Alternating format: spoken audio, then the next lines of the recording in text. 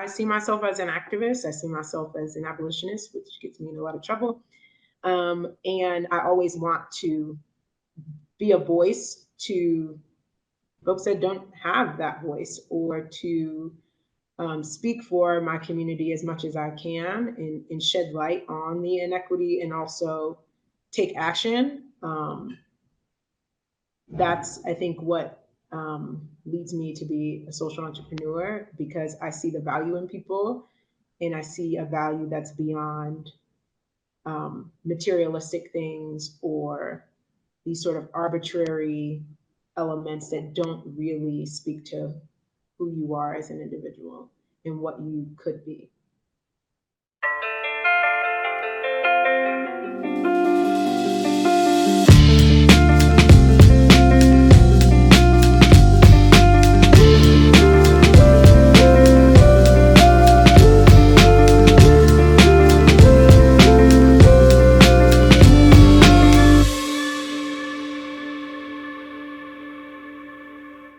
Hi, geeks. How are you doing? Welcome to a new episode of GGPodcast, a project by Geek Girls MX.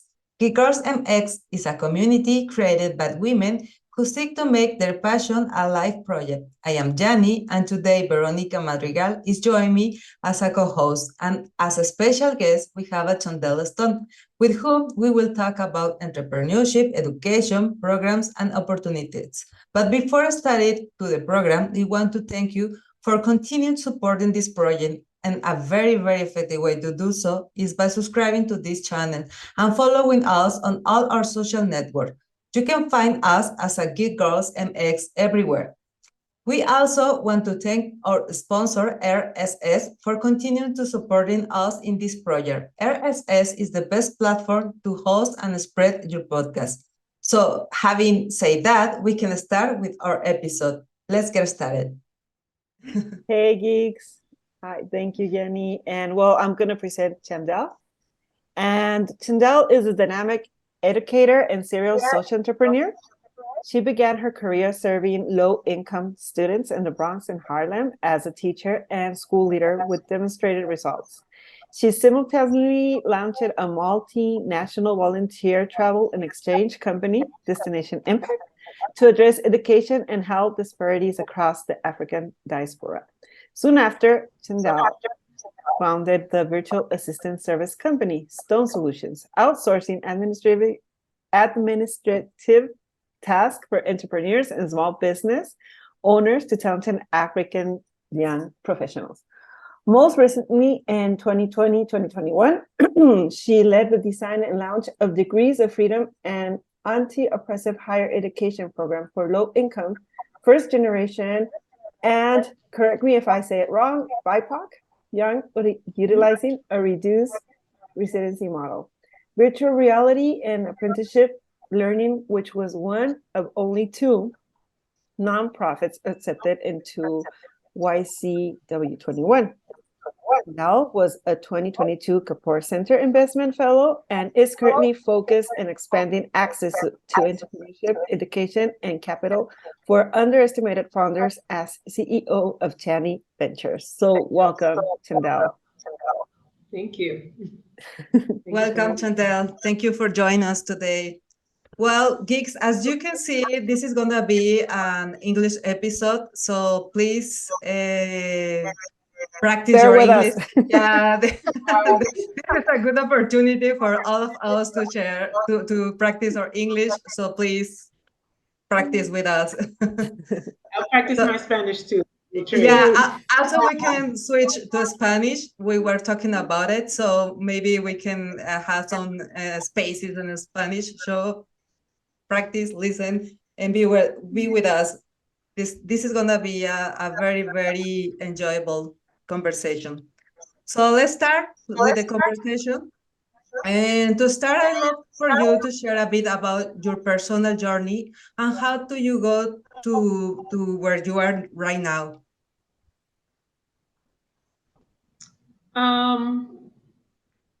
I think the best way to sort of describe my journey is one that is really centered around supporting others and supporting historically marginalized communities, supporting Black people, supporting Latinos. That's been my life's work in one way or another. And education has also been a bit of a thread as well. I think I ended up on this path because as when I was in high school is essentially when I decided I wanted to be a teacher, and mostly because it just became really obvious what these educational inequities were within the US, um, and what those educational inequities would lead to for in the future for my peers. And I just like wanted to get involved. And so, from becoming a teacher to becoming a school leader, that was always connected to my childhood experience of, um, being in schools and seeing what type of education certain students got because of the way they looked or because of how much money they had or how well their parents could advocate for them, whether because their parents weren't as didn't have as much formal education or didn't speak English or whatever the case may be, and yeah, how that had lasting impact. And then in terms of like the international work, I think that the genesis of that started when I was in college. My parents had never been out of the country. I had never been out of the country, but I really wanted to study abroad. And I also didn't have a lot of money to study abroad. So I was like, what are the cheap programs that I can do? Because like most people, they try to do something light, like the Caribbean or like go to Europe because it feels like it wouldn't be that much of a difference. But that was way too expensive for me. So I was like, okay, we have to pick the ones that are cheap. And the cheapest one was India.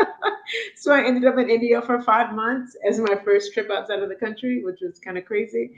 But after that, it was just like a spark was ignited. I was like, wow, like there's a whole world out there. Like I want to continue to travel and to like learn more about different cultures. And I actually wanted to do development work as my first job, but you soon come to realize that well, I came to realize that I was too poor to volunteer, which is a reality, right? People with like home responsibilities and like without parents that can like support financially can't really afford to do those kind of jobs. So I ended up starting Destination Impact because I couldn't get a development job. So I was like, I'm just going to do it myself. And that's how Destination Impact started. So those are, I guess, like the two themes are like education, international work. And I guess it also kind of sparked entrepreneurship because it's also what led me to start my first company. So I guess that's how I started the journey. Great. Yeah, what you said right now, that basically like you need to realize like where are you standing before you commit to these other projects, or like understand exactly what is the reach, right? And just make the best of it or whatever that you have. I like a lot this phrase that do all the things you can with what you have. Like don't worry about what you don't have. Like whatever it is that is around you, okay, make the most out of it. And it just takes so much pressure out of it. And I'm sure that the path will, open to you once passion starts driving your whatever it is that you want to accomplish in life. Hey, so I have another question. So what motivated you to choose a career focus on education? Yeah, so I think, I sort of went to it earlier. I think it mostly has to do with, I guess the longer version of the story is that I started, I was starting my high school career in New York, and you get to apply to high school like you apply to college in New York because there's so many. And so it's interesting because I mean there's still some flaws in that system, but it does provide some opportunity for low income students to have an opportunity to go to a good school because you can like test into these schools. So I went to one of the top high schools as a freshman, but then I ended up moving to North Carolina where You have to go to the school in your neighborhood. So it's very much dependent on how much money your house is worth, almost, is like kind of dictates the quality of education that you're going to receive. And so it wasn't until then that I realized that people were getting different education, because it's not like it's something that you like sit around and compare with your friends after school. Like, well, how good is your teacher? What techniques are they using? Like, nobody's talking about that. But when, but going from a really high quality school to one that was not, it made me realize like how how inequitable the American education system was, and that's what made me want to become a teacher. Yeah, well, actually, talking about education is a relevant theme for you. So I would like to know how it means for you, what education means for you. And in your perspective, what difference you can see between people who have good education and people who do not? That's actually a very loaded question in the way that you asked it. So I would say first, right, I think education is freedom, education is empowerment. And when I talk about education, I don't necessarily mean formal education. I think you can get education in a number of ways inside and outside of a school building. I think that as a society, we put entirely too much value on formal education. And I think that like, that's why I'm always very careful with that word when I say like, this person has less education. I would say they have less formal education, meaning that they got it in a school building, but it doesn't necessarily mean that they lack intellect or that they lack the ability to do things. And so, yeah, so that to me is like, you should choose to try to educate yourself in this current day and age. There's so many ways to do that beyond a classroom. And this is coming from a teacher. There's so many ways to do that beyond a classroom. You have YouTube, you have podcasts, you have, I mean, everything that's on these places is not good information, but I mean, at least there's so much accessibility there. Experience educate you. And I actually think I'm glad you asked that question, because when we started this entrepreneurs program as a part of Chany Ventures, and we were creating the criteria for women to apply, I was asked multiple times why we didn't put a university requirement on being able to attend the program. And I then began to ask, well, what exactly does the university teach you that makes you a better entrepreneur? And nobody could answer that. And really, because education just ends up being a proxy for elitism, which I am not for. And so that's why there is no sort of education requirement for any of our programs, because if anything, I find that the people who have more limited resources actually are innovating out of necessity, and they know how to work with lean resources and actually have more of the skills that it takes to build a business than folks who haven't had that lived experience. And so, yeah, I think there's a lot, there's just a lot of there are so much to say about education, and yeah, as you there's say, a lot of things wrapped up in that term educated. Yes, I totally agree with you. Like, not everything you learn it inside a building and school, because like when you mentioned out of necessity, you become creative, right? And you don't really study to be creative. I mean, you learn what humankind has done before in history and how to add or whatever, no math, whatever. But at the end of the day, when you become an entrepreneur and you start your own company, sometimes you will come across that there are things that aren't yet invented or done, and you have to be creative in order to accomplish whatever goal you're setting for yourself and for your company, right? And if we go into change makers and social entrepreneurs and everything, I mean, sometimes people tend to say like things like, hey, everything is already invented, there's nothing new under the sun. We hear that in Spanish, no hay nada nuevo debajo del sol. But I always say every complaint that you hear from anybody, it's a possible job, it's a possible company, because it's about giving solutions to something, right? The thing is, since it has not been made, it's like, no, that's not the way to do it. I mean, it doesn't exist. That is what entrepreneur does, right? They materialize these ideas to give a solution to something, right?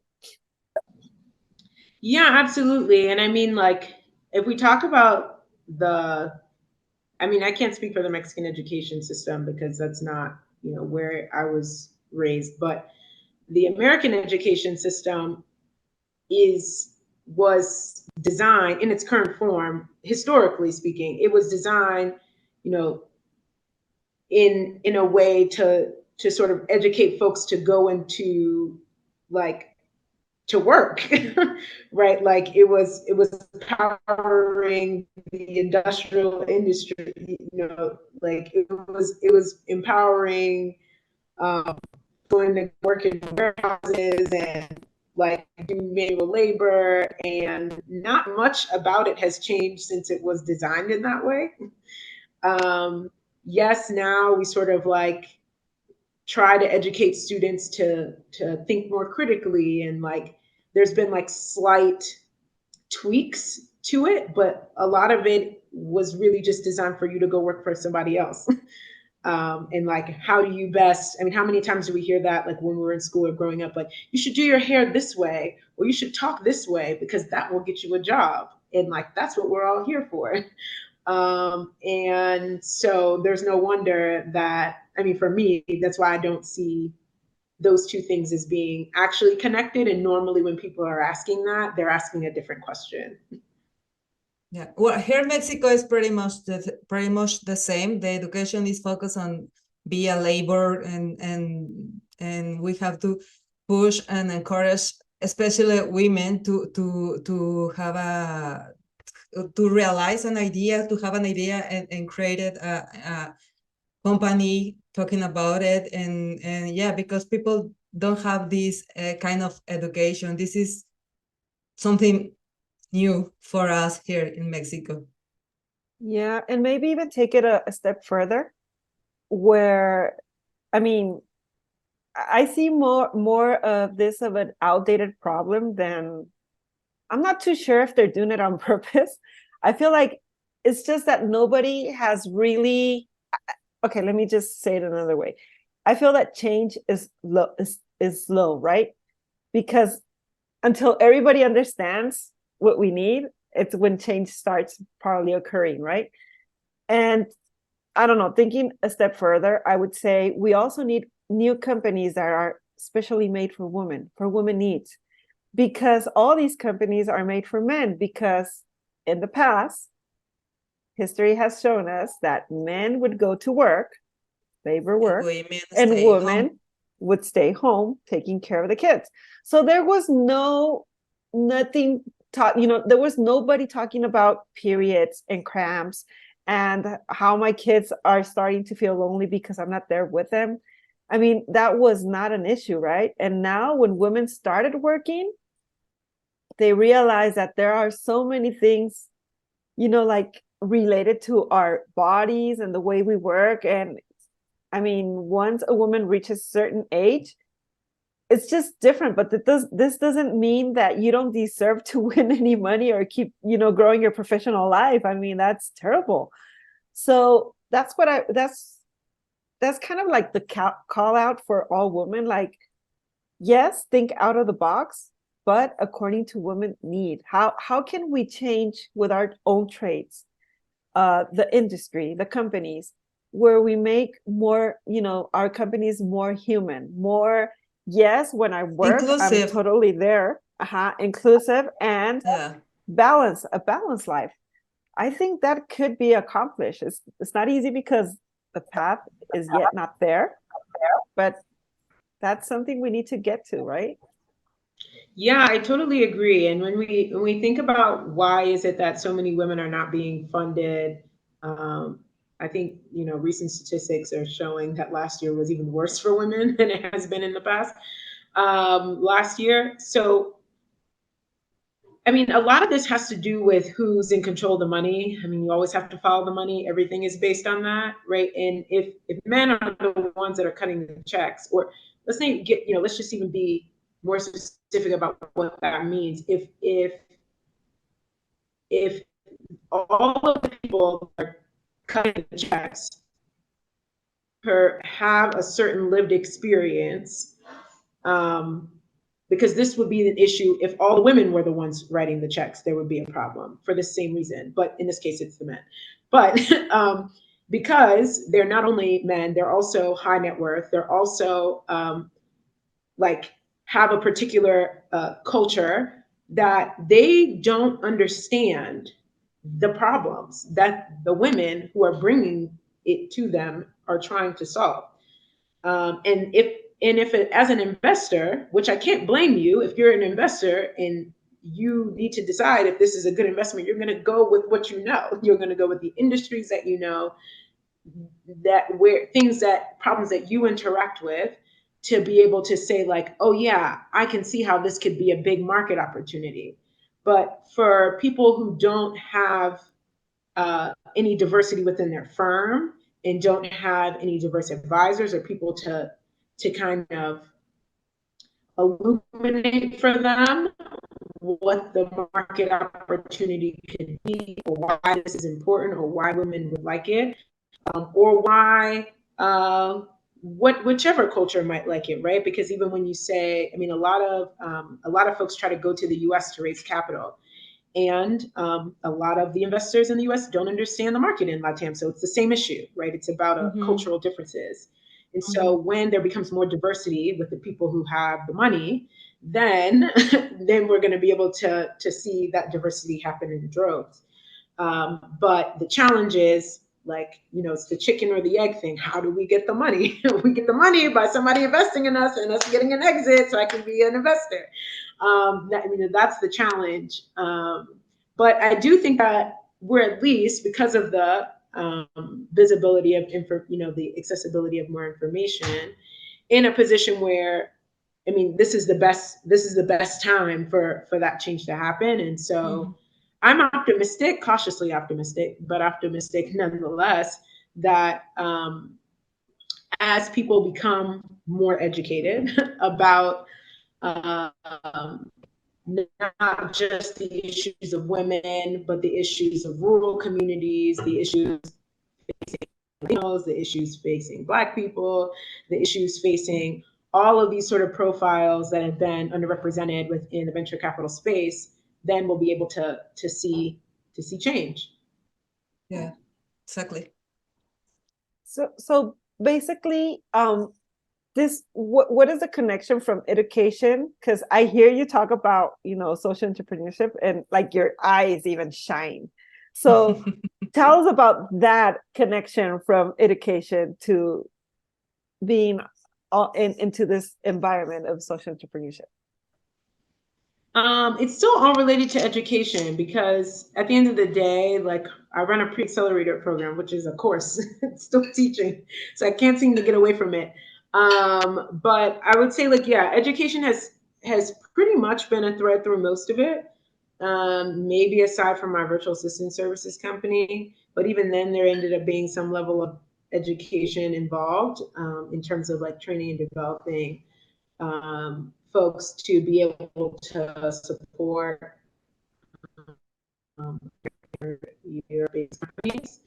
But I mean, with my first company, Destination Impact, it was actually started as a way to raise money for a school in Kenya. So that's how the company started. So still having some level of an education focus, and with the percentage of the profits from the trips, we were able to like build a library at the school, like start a scholarship program for teachers. And then it just started snowballing into us working in other countries and working on other projects across the African diaspora.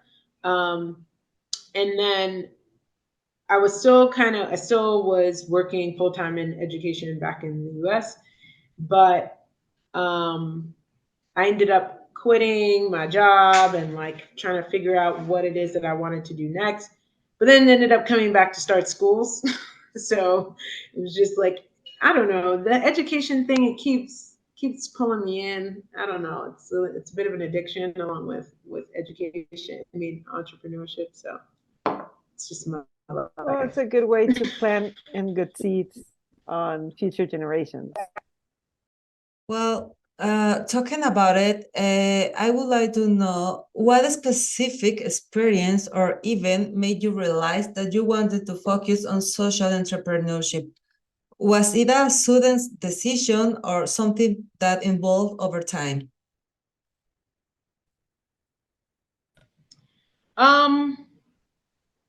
Yeah, so I think when I recognized my own earned privilege, because, okay, I'm a Black woman, was born in a low income community to two teenage parents in the Bronx, which is the poorest congressional district in the United States, and somehow ended up going to great schools. Well, not somehow, I worked hard and my parents were crazy, but I ended up going to great schools. I ended up, going to college, going to Harvard, getting into Y Combinator, like all of these things that a lot of people look at as it's like a I don't know, like a I don't know, something that people just, as soon as they see those things, those accomplishments, it automatically elevates your privilege in a certain way. And for me to know that there are so many people who look like me who aren't going to get that opportunity. And because of that, or they didn't get that opportunity, right? Like, I think my graduating class was like about 300 students, and I can count on my hand how many of us went to college. It makes me, I don't think it's not a level of guilt, but like a level of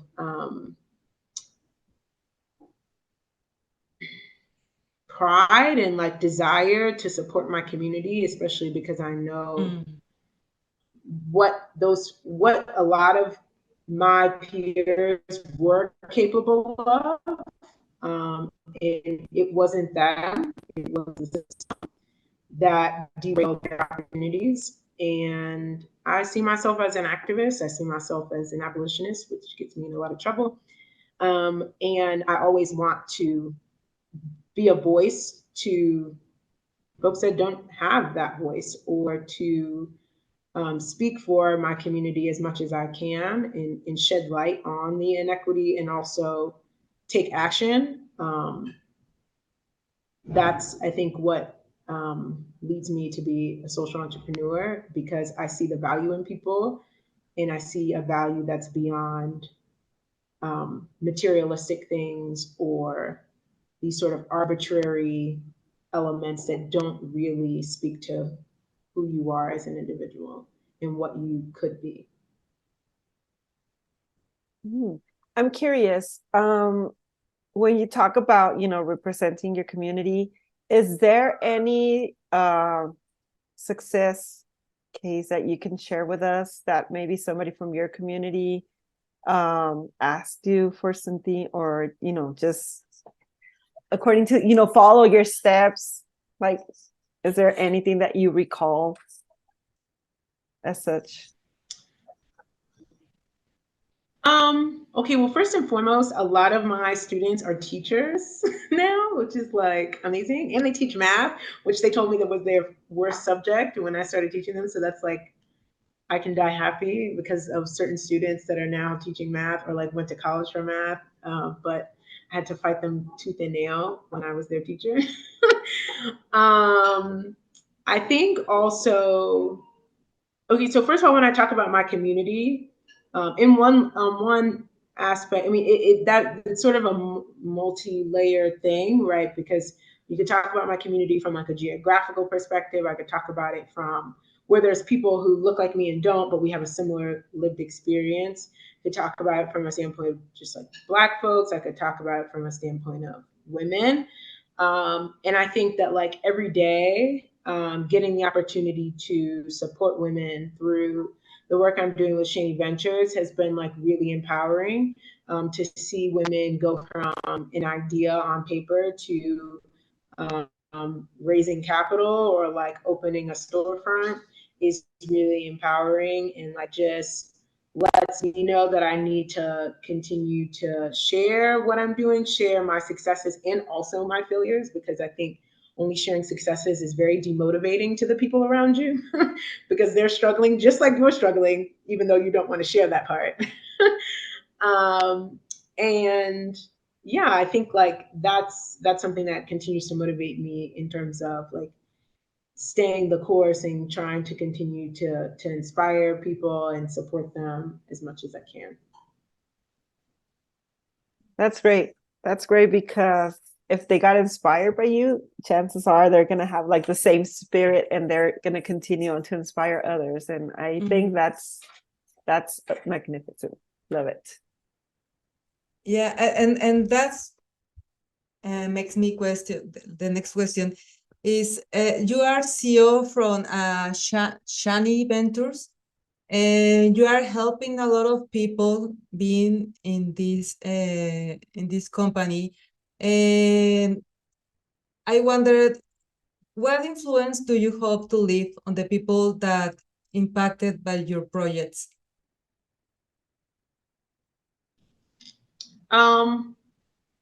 With entrepreneurs, I think the lasting impact that I want to leave on the women that I'm able to support is that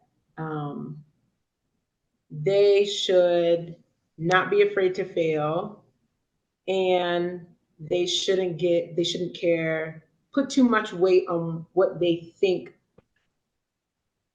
the powers that be, how they will receive the things that they do. Just to be authentic, not try to be someone else, not try to be the thing that they feel like would open a door for them. Because ultimately, entrepreneurship is too hard to be like trying to run a business and not be doing it authentically. it's just entirely too hard. And so you're letting passion drive you, and you're living authentically and approaching situations authentically, regardless of how you think that you'll be received on the other end, you're always going to feel fulfilled. That's what I hope to like impart on other women, because I spent a lot of time in my I wouldn't say in my career, because I think as an educator I was very authentic, because that is what students really like gravitated towards. Like they love to see a teacher that looked like them and that sort of thing. But I think when I stepped into the entrepreneurship space, I was very unsure about myself, like in terms of like when you meet with this investor, like how should I talk, or like what should I wear? And now I'm like, I'm rocking my dreads, I'm rocking my big earrings, I got my nose ring in. You don't like it, don't give me the money then. Like it's okay. Because this is who you're gonna get 24/7 every time. There's no code switching for me. If you don't like it, that's your problem. It's not mine. And I just want more women to have that energy, because if you spend so much time worried about how they're going to perceive you, and you might even be projecting it might not even be real, it could all be in your head, and look at you spending all this time trying to like create an image that you think somebody else might like, other than just instead of just being yourself. Well, talking about being yourself, we were saying that the industry was made by men for men. So maybe that's why sometimes we try to emulate their behavior, but we have to know we are not the same and we don't have the same necessity. So I think it's a good opportunity to get a balance in the industry. Yeah, it is. And I even when we talk about diversity, right? Like a lot of like VC firms or like elite institutions We'll try to be like, oh yeah, we want more women, we want more Latinos, we want more Black people, we want this, we want that, right? But then when we look at it and we realize that essentially what they were looking for was said Black person or said Latino or Latina who Mm-hmm. basically has all the characteristics of the white guys that they were already like looking for, right? Like to hire to put me in your portfolio, great. Like under a diversity thing, yes, great. I'm Black, but at the same time, like it wasn't a stretch for you, right? I'm very educated, very accomplished, very like check a lot of the boxes that you were already looking for. So please don't act like you're doing the Lord's work because you are Mm-hmm. not. Mm-hmm. And what does like real diversity look like? A lot of people don't want to take the time to do that because that's a lot harder, right? Like to really support women in all of their forms, in their true form, in their femininity, in the things that come with being a woman, means that you're actually going to have to change how you operate as an organization to not only recruit but retain those women, whether it's in the workplace or whether it's in your portfolio, etc. And that's why people don't want to do that work, because somehow by doing that, they think that that's like lowering a standard as opposed to broadening access, which are two different things. But that just takes A, people calling them out, and B, women just like not being afraid to be who they are, show up as their authentic selves, and do good work. And I think that then begins to like educate folks around you. You made me stop and think, and let me ask you this: what would a real inclusion look like to you? In different spaces, I think it looks like different things, but I guess I'll talk about like what it could look like in a VC space. I think venture capital inherently is not inclusive, and it probably won't be because the incentives are not aligned. Um, but Oh, I think what an entrepreneurship ecosystem could look like that is equitable would be one that doesn't, that, as we had mentioned before, doesn't overemphasize the need for formal education, doesn't, and instead focuses on potential, approaches entrepreneurs from an asset-based perspective. What do you bring to the table as opposed to what are you missing? One that really democratizes access to technology and to technical talent. That's like a huge barrier, right? There's some people who won't even take your call if you don't have a CTO, which is extremely hard to find if you aren't from a university environment and these sort of things. So I think increased access to technical education, technical talent, and a more asset-based perspective that thinks about all of the different ways to show their potential is what leads to I think a better, more inclusive entrepreneurship ecosystem. So how we are living that out in the entrepreneurs program, for example, is if we wanted to like take it out of theory and put it into practice. What that's looked like for our program is there's multiple ways that women can explain themselves or present themselves within the application process. It's not just writing, which is what most applications are. It's writing. You could send a voice note, you could record a video, you could show a presentation in whatever way that you felt like you could best communicate your idea. Because just because you're a good writer doesn't make you a good entrepreneur. But if I read a really strong writing piece, it's really hard not to preference that person over someone who's not as strong of a writer. So like diversifying that. We're also scale agnostic in addition to being industry agnostic. So What I mean by that is that it doesn't matter. We accept women who are working on traditional businesses like boutique brands, storefronts, consulting agencies, those sort of things, as well as women who are working on tech startups. And I think the reason for that is because a lot of women, because they have been historically marginalized or like not been accepted into this sort of like tech space, they are in these other industries because those seem more realistic or they seem more achievable.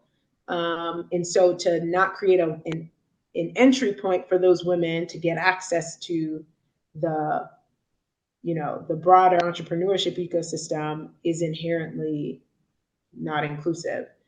So we accept all of those women. When they get into the program, some of them stay with those traditional businesses, and some of them actually transition into venture backable startups. And we also had women who said that they weren't building a venture backable product, but they actually were, because women are also conservative. And so all of these women are being like left out of the conversation just off that we took the barrier out that says like, do you think you're developing the next Airbnb? Which already, basically takes out so many founders. So those are just like, I think, a couple of tactical ways that we're approaching like our application process to try to not exclude women who have potential and who are excited and passionate about pursuing their projects. And I think not having a focus on industry as well helps, in addition to not being focused on size. Right. Yeah. So talking about technology, maybe this is moment to ask you, how do you incorporate technology into your work, and how does it assist in your projects? So for me personally, there's a lot of technology in terms of like project management tools and like calendaring and that sort of thing. How I'm hoping to bring it more into entrepreneurs' work is being able to support women to make their projects more tech enabled. Because they're like, a lot of women are like scared of tech, or they are doing a business that's not tech related, and there's so many things to do other than try to learn this platform and how it's going to help me, and what if it doesn't, and maybe it's too expensive, etc. So we're actually formalizing partnerships with some major tech brands that we're hoping to bring in to basically do consult with each of the founders in the program and like look over their process, whether it's and figure out in what ways can technology improve their customer experience or their operations. Even like something as simple as, I mean, I had a woman in our program who was has a hair shop, and even just like small things like being able to like post the pictures of all of the hairstyles that she does, so that people could like book an appointment online without her having to manually go through WhatsApps and look at links of things that people want. Like even small things like that could really make a lot of women's traditional businesses more efficient. And so that's our goal for the next cohort, is to be able to like consult with women individually to tech enable their businesses. I was wondering, with the experience you have and all related to these companies or new entrepreneurs, or with entrepreneurs, do you think women are always like kind of talking about the same topics, like always bringing the same kind of ideas for jobs or companies? And this is going to be like two questions, like, and if so, and if this is happening, what would you recommend, book or any other material, for women to start being more innovative, or like just start thinking out of what we normally are trying to tackle? Yeah, it's funny because I say that while I'm doing one of the businesses that women tend to do, which is like do a course or like do a training or etc. But yes, there is a lot of overlap in terms of a lot of women wanting to do things in the service industry, or I found a lot of like women wanting to do CPGs, and maybe not as much tech. And if they do tech, a lot of it is like marketplace, um, is what I've been seeing. Um, and so I have a couple of thoughts there. One is that you are going to end up solving the problems that you feel like are more relevant to you. So if, as a woman, these are the problems that are relevant to you and that you're passionate about, go forth. In terms of innovation and um, how can we take it to the next level, I think it's about not being afraid to step into spaces where there aren't as many women and learn there, right? So if you are trying to start the jewelry business and you're a founder, you are probably not going to show up at this like tech event at BBVA Spark, but you probably should. So it's about like getting outside of the normal groups of people that you would be in, so that you could learn something different, so that you could be exposed to a different way to tweak your business. Maybe you end up moving from trying to open a jewelry shop to creating some AI technology where people can design their own jewelry on your platform or something crazy. I don't know. But that's only going to happen if you go into those spaces that feel a little bit more uncomfortable, so that you can be around people who make you think differently. And you can take that idea and supercharge it, I guess is what I'm saying. So the services that women want to offer are needed. They're useful. That's why women are able to build like profitable lifestyle businesses or traditional businesses that aren't venture backable. But I think that absence of like being around tech bros is what keeps us from like kind of like elevating it to that scale. Oh, sorry, but the last part, we missed the last part because something happened with the connection. So could you please repeat for us? I think I said that the last part of what I said was that sometimes you have to go hang out with the tech bros Yeah, so exactly. that you can so that you can figure out how to like supercharge or innovate your idea and think the way that they think, just in the way that we want men in some capacity to think a little bit more like us so that they can be more accommodating or inclusive. I don't think that we should villainize all of the ways in which men think and grow things. I think there's value on both sides, and we both have to get out of our comfort zones.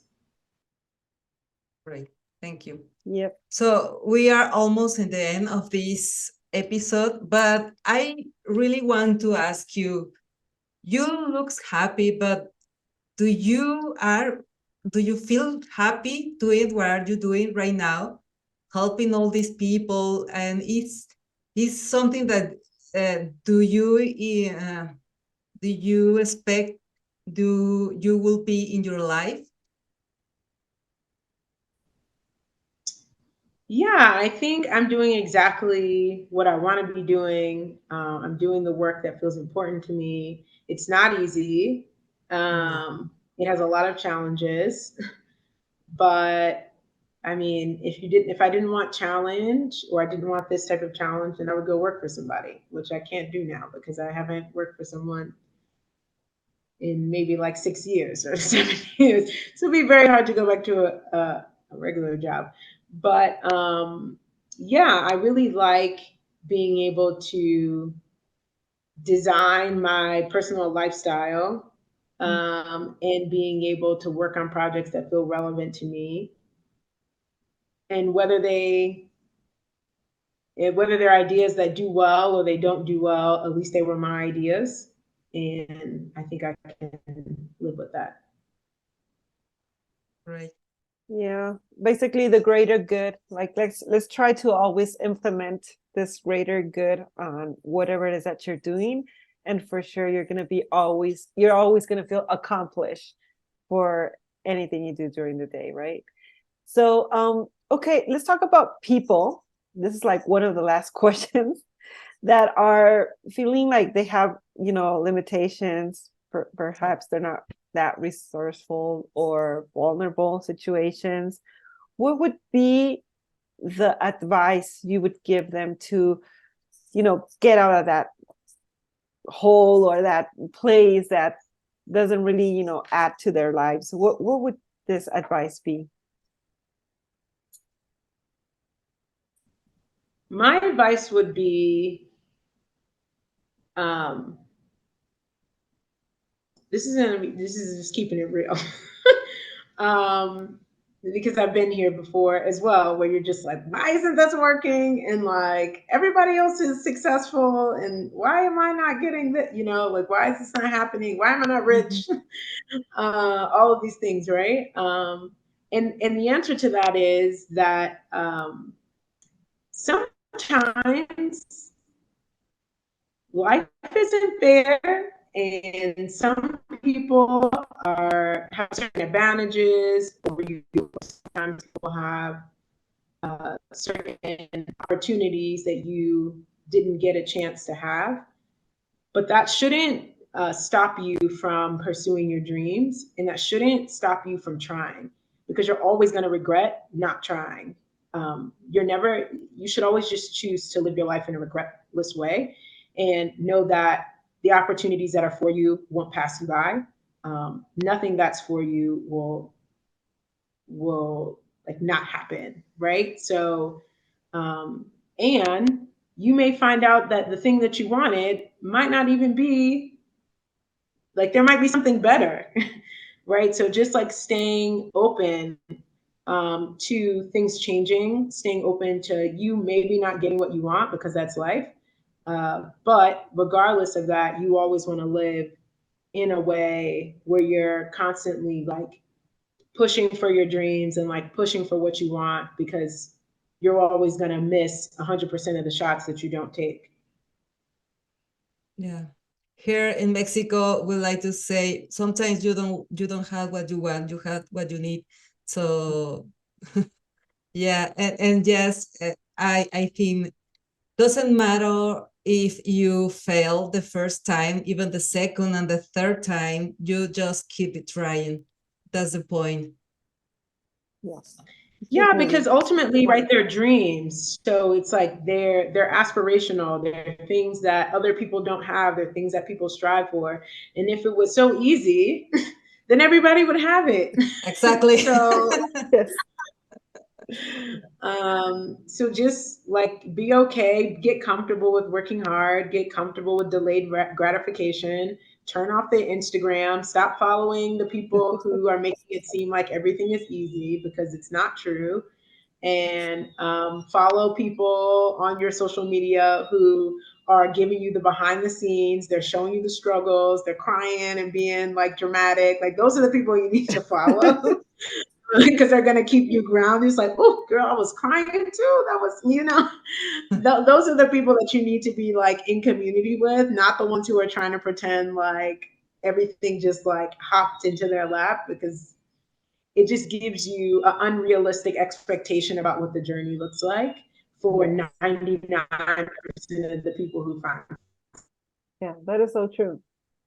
And yeah, I mean, if you work, eventually something's going to happen. Mm-hmm. And if you start doing things differently than you normally do, well, you should expect different results, right? So the worst is to do the same and expect different. So that's Yeah, nice. something's going to happen, and that something that happens is going to be the something that was right for you. Because Exactly. sometimes you think you know what you want, you don't know what you want. Yeah, So, true. yeah. True. Thank you so much for this talk today. It's been Yes. Thank amazing. you. Thank you for having me. Yes, but before we finish this episode, please share with us all your social media and website. I don't know, anything that you had to continue to be in contact with you, please. Sure. So you all can catch up with us on Instagram at Chany Ventures. Our website is chanyventures.com. Um, that's pretty much where we are. We're not on TikTok. I'm not that cool yet. We need it. And I look forward to hearing from you. Great. Yeah, well, we will have all this contact information in on the our description, so don't worry. You will find the way to be in contact with Shannon and all the projects that she's on.